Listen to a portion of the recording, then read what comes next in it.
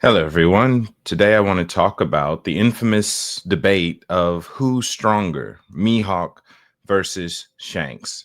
And I want to deal with it not necessarily from a power scaling perspective where I'm trying to weigh in the metric tons that they're able to destroy and scaling them that way, going off of feats and statements. We are going to talk about some feats and some statements, but not really the angle that I want to address today. Instead, I want to focus on them from a narrative perspective, meaning that I want to focus on what is the author telling us? What story is the author trying to tell? Now, this shouldn't be a debate, but Shanks is vastly more important to the overall story of One Piece, and let's just say the world, the One Piece world, than Mihawk is by a long shot. That's not really a debate. One Piece pretty much paints Shanks as almost a Christ-like figure, this prophecy child, this hero that everyone is looking for. Shanks is kind of, if the story centered around Shanks, it would be perfectly fine. You get to watch Shanks in the story is almost like watching another protagonist, but the story is just simply not focused on him, if you understand what I'm saying. So when we're looking at the One Piece world itself, Shanks being the one who was mentored by Roger, carries Roger's techniques, trained by Roger. That's way more important to the story than Mihawk, who, at least at this moment in time, we don't really know his backstory. We just know that he's supposedly the world's strongest swordsman. World's greatest, world's strongest, not much different. Now, you have to keep in mind that the story itself is following Luffy and his rise to become Pirate King, which means the story itself is only really focusing on the things that are in the way of Luffy himself. Now, Mihawk being a swordsman doesn't really have much to do with Luffy's journey. That's more so the journey of Zoro, his subordinate, his teammate. But as far as Luffy's journey, who we're actually following as our protagonist, Mihawk is almost insignificant. Shanks is the one who inspired Luffy, is the reason he's a pirate, is one of his goals. Even the straw hat that he carries, that he wears, he got from Shanks and will one day give it back to him. This is indirectly creating a lineage that goes from Roger to Shanks to Luffy, a powerful lineage. Power of progression, line of succession, as if you were dealing with kings in the real world. Narratively, or as far as we're dealing with the One Piece world as a whole, Shanks is infinitely more important. However, when we look at the story itself, right? So you have the world that's happening, the world of One Piece itself, and then you have the story that Oda is telling us. We look at not just Luffy's journey, but the rest of the Straw Hats, because they're the ones accompanying Luffy. And one of the major points of the story is that all of the Straw Hats have a dream, and that dream should be reached by the end of the story in some way, shape, or form. Nami wants to create a map of the whole world. Sanji wants to find the all blue. Chopper wants to cure all diseases. Zoro wants to become the world's strongest swordsman, and in his way is Dracul Mihawk. Now, just to talk about Zoro's story. Zoro, we first meet Mihawk in the East Blue after dealing with Don Krieg. Zoro and Mihawk have one of the greatest fight scenes in One Piece, really just showing the power gap between them, not just in power, but in skill. Zoro's completely outclassed 3 swords versus a butter knife. He ends up earning Mihawk's respect, and Mihawk defeats him with his actual sword. Jump cut to the time skip. And Zoro, sacrificing his own mission, asked Mihawk to train him to one day surpass him, emphasizing that though Zoro's journey is important, it's lesser than the one that he's helping Luffy fulfill. To the degree he actually believes that he can't really help Luffy if he doesn't reach his own goal. But his goal, again, is playing a supportive role to Luffy's goal, stacking narratives, but the story stays the same. Just as we are 100% certain that come the end of One Piece, Luffy will be the king of the pirates. We're also 100% that something that has to happen is that Zoro and Mihawk have to have their clash. Mihawk has to lose, and Zoro becomes the world's strongest swordsman. That has to happen. We look at the other world's strongest in One Piece and how they were handled. We look at Whitebeard, who was known as the world's strongest man. Look at Kaido, who was called the world's strongest creature. And again, we have Mihawk, who's the world's strongest swordsman. Well, when we're dealing with Whitebeard, at the time of his death, he likely wasn't the strongest anymore. But think about what that's telling us. He was the world's strongest man who wasn't killed by any one man. He was jumped, he was berated, he was beaten, he was shot, he was stabbed, he was blown up. He wasn't defeated by any one man. No one man, even in his weakened state, overpowered him. Same with Kaido. Luffy dealt a majority of the damage, but Kaido never lost a one-on-one. The narrator even tells us, when it comes to one-on-one, always bet on Kaido. Kaido didn't lose a 1v1. So in watching the way that the other world's strongest, now we are watching the world's strongest get dethroned. We're reaching the end. Mihawk should be next. But notice that Mihawk is next, not necessarily Shanks. What do I mean by that? Well, when we look at some of the feats and some of the statements, we have Shanks having some of the greatest displays of armament hockey and conqueror's hockey that we have in the show. We have Shanks having some of the greatest feats and statements, period. Though he doesn't show up in the story all too much, he has some of the greatest narrative backing behind his existence. Mihawk, on the other hand, we don't have much for. We have a few fights, but none of him going all out, no named attack, nothing really. Even during Marineford, he's fighting just because, he's supposed to be there. He's a warlord, but he doesn't really want to be there. So he's doing enough to just not get in trouble with the Marines. Even when it comes to battling Vista, which comes up a lot in the Mihawk versus Shanks debates, he found someone who was actually strong and said, hey, let's meet up when we're in a setting where I actually care. I actually want to respect you when we fight. Now, this is no different than Mihawk deciding to respect Zoro in the East Blue, saying, you know what? I recognize you have some potential. You've earned my respect. Let me use my actual sword against you.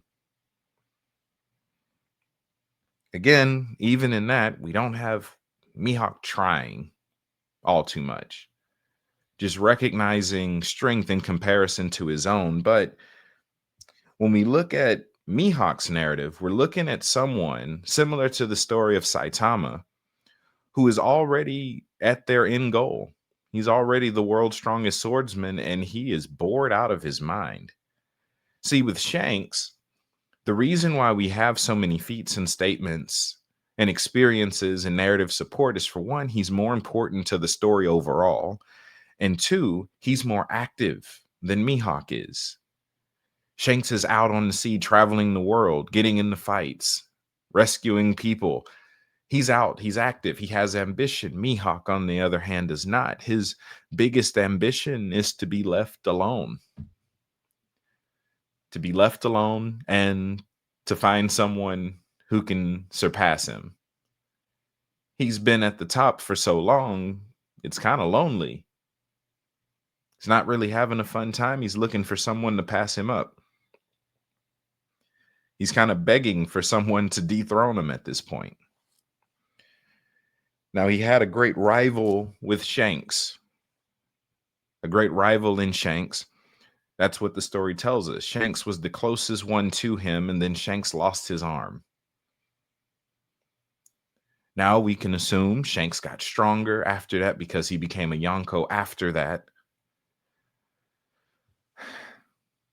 But overall, the story tells us outright that Mihawk lost interest in fighting Shanks when he lost his arm. Even though there are statements from Oda saying that, well, Shanks didn't actually lose any power when he lost his arm. Doesn't mean that Mihawk knows that, or that it actually matters to Mihawk. The arm that he lost was his dominant arm that he used for sword fighting. So even if the power didn't change, the skill different changed. When you're dealing with combat, it takes both. You need power and you need skill. Mihawk wasn't interested anymore and turned down scuffles with Shanks going after because he doesn't see him as he doesn't see him in a way that means that he could potentially surpass him. Mihawk struggles with boredom, which is also why he trains Zoro. Think about his training with Zoro. One of the things that comes up is people say that Mihawk is a swordsman. Shanks is just someone with hockey using a sword. They try to make Shanks into some hockey wizard where he's just using his sword as a wand. And the story doesn't tell us that or show us that Shanks is a swordsman, one of the best. That's why he's Mihawk's rival, because he's a swordsman. This is why he uses the same technique as Roger, who is also a swordsman. The same divine departure is Shanks' divine departure. That is a swordsman technique. An example of someone who might fit this, not actually a swordsman archetype, would be Law, who doesn't necessarily cut with his blade, but uses it to funnel his devil fruit powers through. Law fits that archetype, but not Shanks. We see Shanks having immense mastery with hockey, being able to block out observation hockey altogether, being able to project his conqueror's hockey across a distance to be able to shut down an admiral from miles away, being able to, we get to see some powerful stuff with Shanks. He's not weak by any means. One of the top tiers in the story, period, likely of all times.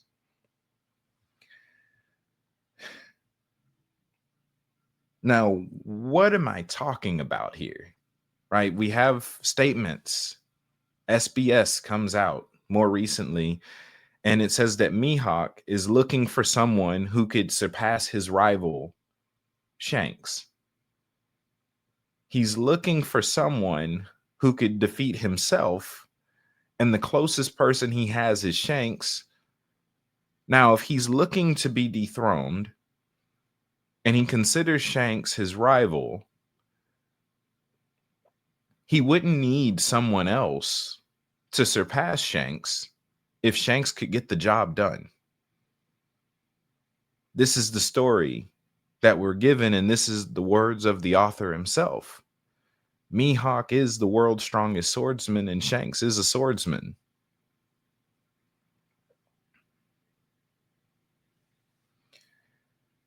So due to the story that Oda is telling us, it's simple to say this. When we examine the narrative of Shanks and Mihawk, their importance to the story and their importance to certain characters in the story, looking at the story that Oda is telling us, no swordsman can be stronger than Mihawk until Zoro beats him. Every other swordsman is a step in the way of Mihawk. I've heard some make the argument that, well, Shanks is actually the final villain, the final rival, per se, more so, the final rival of Luffy. And it's stated that even by Mihawk, that becoming the king of the pirates is more difficult than becoming the world's strongest swordsman. This is because the way to become the world's strongest swordsman is much simpler than becoming the king of the pirates. There's no mystery involved with becoming the world's strongest swordsman. Mihawk doesn't hide. He doesn't have a crew. He lives on an island. Everyone kind of knows where Mihawk is. When they disbanded the warlords, the Marines knew exactly where Mihawk lived. Had no problem coming to pay him a visit. So it's not like you have to find this Mihawk who's hiding from everyone. They know where he is. When it comes to becoming the king of the pirates, you have to find whatever the One Piece is. You have to defeat countless pirates, battle the world government itself, restructure the world. Much more difficult than finding one guy and beating him in battle. And even that, becoming the king of the pirates doesn't mean that you have to beat every other pirate. You don't have to fight every pirate in order to become the king. The story even tells us that Roger ran from Big Mom in the past, stealing her poneglyph. He didn't beat up Big Mom. Could he? Maybe at that time. Who knows? But he escaped without defeating her, which meant defeating all the top pirates wasn't a prerequisite for becoming king of the pirates. Now, of course, I do believe Roger would beat Big Mom. Let's be honest. But it wasn't important for the goal, is the point I'm emphasizing.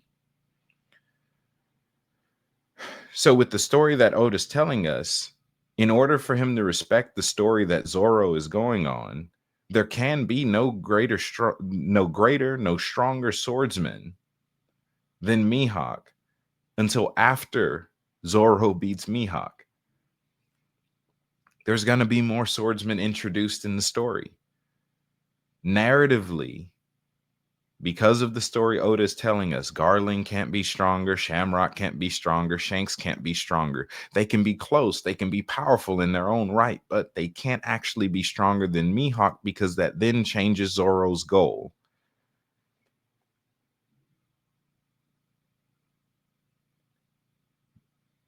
The only way, which is kind of awkward, and I really don't see Oda doing it, the only way that we get a stronger swordsman before Zoro beats Mihawk is if another swordsman beats Mihawk first, thus changing the goal from Mihawk to this new swordsman. And that doesn't work. But considering the story we have, the characters we have, Mihawk is explicitly shown to us as the strongest with a sword. Not just the most skilled. It's not like him and Shanks go to fight and he says, "No haki, please." In fact, when he's training Zoro, he teaches him haki and says it's impossible to be a good swordsman without haki. You have to have armament haki. You have to have observation haki. You have to use haki to be a swordsman. So this idea of a haki man doesn't really exist in One Piece. This haki wizard doesn't really exist. The story doesn't tell us that. The author doesn't tell us that. The story tells us who the strongest swordsman is. So that's my final stance. Due to the story that Oda is sharing with us, no swordsman can be stronger than Mihawk until Zoro beats him. That includes Shanks, who is his closest rival, but is still considered lesser by the author himself. in terms of power and in terms of being a swordsman. Again, narrative importance, Shanks is more important to the overall story. Shanks has some of the greatest feats in the show, but that's because he matters more to the overall plot. We don't see Mihawk much at all during this story because Mihawk doesn't matter to Luffy's story. He matters to Zoro, which means, well, until Zoro beats a few more swordsmen, eventually gets to Mihawk, Mihawk doesn't really have much of a reason to be in the story. And that's that. So, y'all tell me in the comments, do you agree with me? Do you disagree with me? Let's keep the argument civil in the comments and let me know. Let's keep this conversation going. I'm HJ. Please make sure to like, comment, and subscribe. Until next time, peace.